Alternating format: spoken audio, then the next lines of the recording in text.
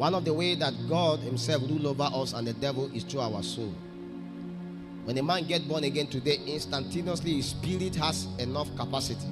In fact, according to scripture, the spirit is always willing.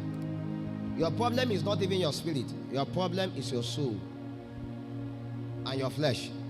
And the flesh in itself derives strength from the energy of the soul. Is that okay? What you call your flesh now has no power if your soul is not in you. And that is why when a man dies, suddenly the soul, when a man dies, the soul leaves and the flesh loses its power. So what makes your soul, what makes your flesh strong is because your soul is corrupted. So people have told me every time they want to pray so that their flesh will die. One of our beloved sang a song, "My flesh must die." Have you enjoyed it? If my flesh must die. After a while that he realized that the flesh doesn't die. You need to mortify it. You need to put it under control. God has put it as an infirmity that you always need him to put it under control. If your flesh dies, you become super spiritual. You cannot be supernatural. The natural tendency of the infirmity of mankind is sustained in the flesh. And so long as God does not keep that flesh, there is no way that you will see the need for you to align to God. You mortify it. You bring it under subjection. You bring it under control. So how God designed is that you live from your spirit, your soul, then your body. Because of the Garden of Eden, that was how man was. Man was an entity of the spirit that has a way that it expresses a soulish component, which is a life called suture.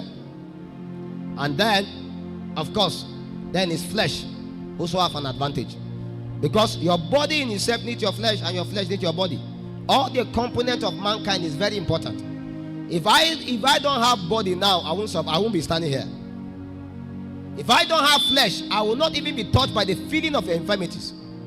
I cannot even have certain level of, the soul does not have where to survive. I get to my point now.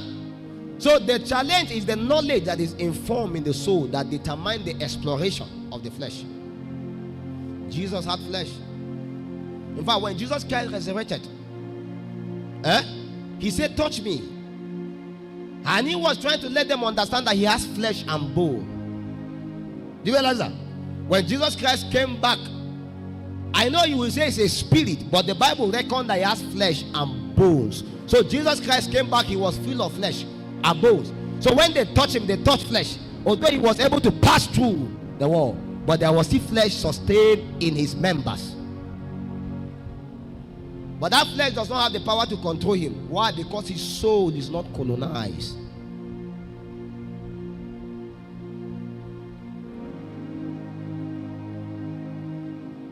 So the challenge of man is his soul, is nothing.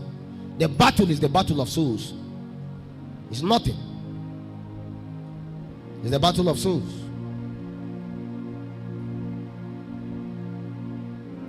Go with me to the book of Job 27 from 1. We are going to be considering soul colonization.